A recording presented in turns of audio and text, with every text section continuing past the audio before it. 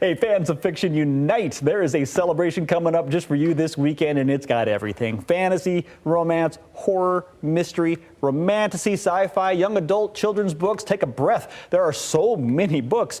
Over 24 authors there as well, and plenty of book buddies to hang out with. The timekeeper, a.k.a. Clint, is the event coordinator and the host. Good morning, Clint. Thank you so much for having me. I appreciate you. So we love to have you back. We love hearing about these young authors. Well, not young authors. They're authors of all ages, but local. Yeah. And who'd you bring with? I see we brought some friends. I've got a Dragon Rider and a Dustwalker. They're cosplayers. Okay, and that's going to be part of this event that we're going to talk about, this one event. So first, let's talk about who writes these books. Who is this for?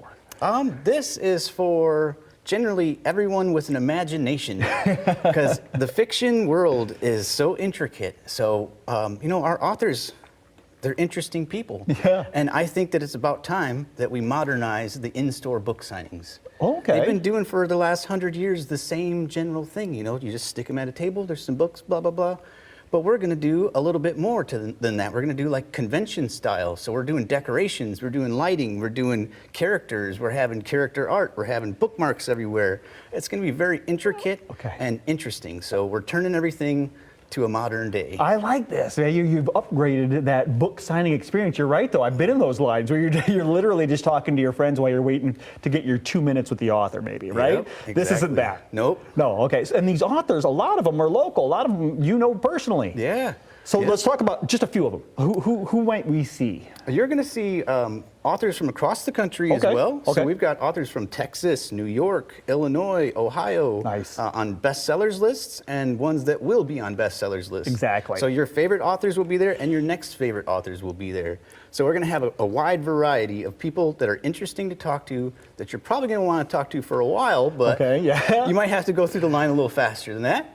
What made you do this? I mean, obviously there are lit fests all over the country, right? Yep. But this, I think, am I wrong to say that this might be more of you have a indie focus, right? You really want the authors that aren't the J.K. Rowlings of the world. Yeah, I've got a lot of indie authors, but we have the traditional published as well. But I want to have them all on the same platform, because it lifts the indie authors when you have the traditional published authors, and I think they work together.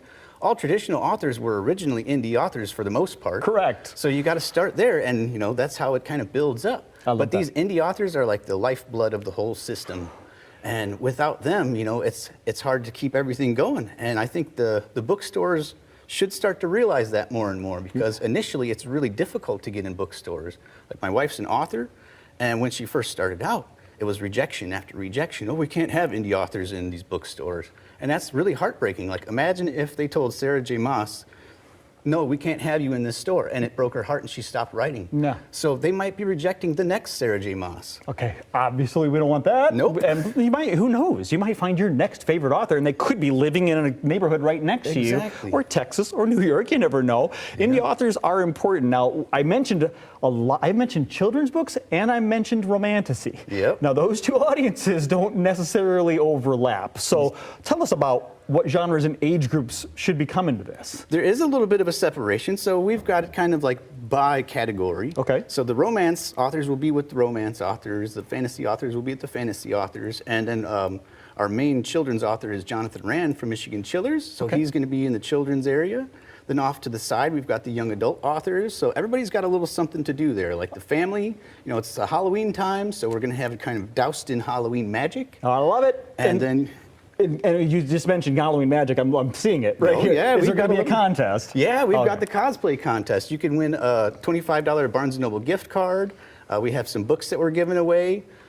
We have a painted pumpkin that we're giving away of a dragon, which is our mascot.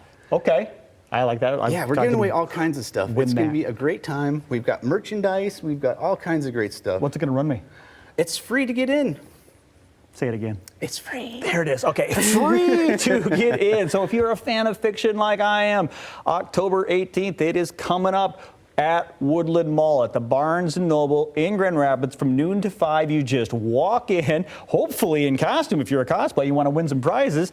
It is absolutely free. If you want more information, fansoffictionfest.com. Timekeeper, thanks for the time this morning. Thank you so much. I appreciate you.